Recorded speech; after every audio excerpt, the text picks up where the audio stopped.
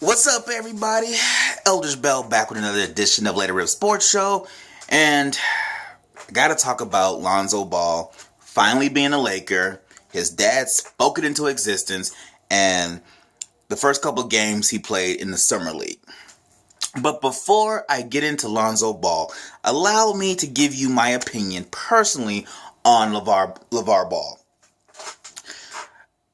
I have no problem with the dude. Everyone seems to be hating on this dude, saying he's this arrogant, he's like this bad influence on his sons. And I'm sitting here like, how hypocritical as a society can we be? I mean, black people, especially black fathers, are stereotypically known for not being there for their kids. Now you got a guy who's there in full force, supporting his kid, saying he can be the best. He will be the best. I'm sorry. I see nothing wrong with that. I think a lot of black people would love to see their fathers do that for them. I mean, how many times have you seen all these athletes give their acceptance speeches for awards and say, you know what? My mom was always there. I didn't know my father. My mom drove me to practice at 6 o'clock in the morning. She drove me 45 minutes away to games. She worked 3 jobs just to make sure I could play on different teams. Now you got a guy who's there, who's bucking the stereotype. What's wrong with you people? Me personally, I'm like, keep doing you, LeVar, because if we had more fathers like you, we wouldn't have so many issues in our culture. And not just in our culture, but in our society that transcend black problems, be white problems, Asian problems, what have you, Mexican problems, Latin American problems. If we had fathers like this as a whole. So, I don't got a problem with LeVar. Now, on to Lonzo Ball. Man, you guys out there, you guys are a trip because I'm reading on Twitter and I'm reading on YouTube all these comments about Lonzo Ball's first game where he didn't look all that good. I'm just like, okay, it's a summer league game. Who cares? Everyone's like, he's going to be a bust. He's not even going to be one of the top 50 players in the league. I'm just like, okay. And then the funny thing is, he gets a triple-double the next day. And everybody's on the bandwagon again, like, oh man, he's about to go to the Hall of Fame. He's about to win 8 championships. He's about to win Rookie of the Year. I'm like, chill, guys. Chill. It's Summer League, where most of the people who are in the Summer League are either going to be on the bench, playing overseas, or going to the NBDL. Like, I'm not really worried about how he looks in his first 2 games. Who cares? Whatever. But at the same time, there are some things that you can glean from the Summer League games. One, court vision. I like how Lonzo Ball has court vision. I like how he's always moving, and he's very vocal on the court, saying where players need to be, where clear out, and he always seems to know where everybody is going to be when he has the ball, which is very huge for a point guard. So I think those are some of the things you can glean from basically a practice game.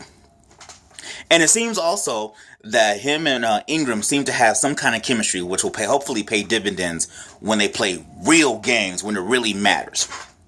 So I think he's gonna be okay. Another thing I realized, or I always knew this, even when he was at UCLA, he was never really a great scorer. But everyone seems to be infatuated with Stephen Curry and Westbrook, where they play the point guard position, James Harden, where they're just getting buckets left and right, where they're going to get 25, 8, and 9. Like, Lonzo Ball's not that kind of guy. He's not a gifted scorer. He was never going to be a gifted scorer in my personal opinion. So I'd be happy with him getting a triple-double where he gets 12 points, 16 assists, and 10 rebounds. I'm fine with that. I would be happy with that.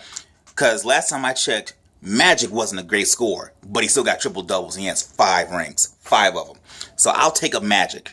Everyone's comparing him to Jason Kidd, which I can see that because Jason Kidd wasn't really a gifted scorer. He didn't really develop his three ball until way late in his career. So I can see the similarities in that respect, but I'll take a triple-double. I'll take that. He doesn't have to score 28 points. In my personal opinion, you don't want your point guard having to score 28 points because look how well it worked for Westbrook. It didn't work that well when it went to playoffs. I'd rather be able to help everybody else get involved and get buckets that way. So that's my personal opinion. Another critique I have on Lonzo Ball is He's got to work on his defense. He's got to work on his defense in the regular season because if his defense stays the same, he's gonna be getting torched a lot because there are a lot of guards who love a suspect defender. So Lonzo, you got to work on your defense.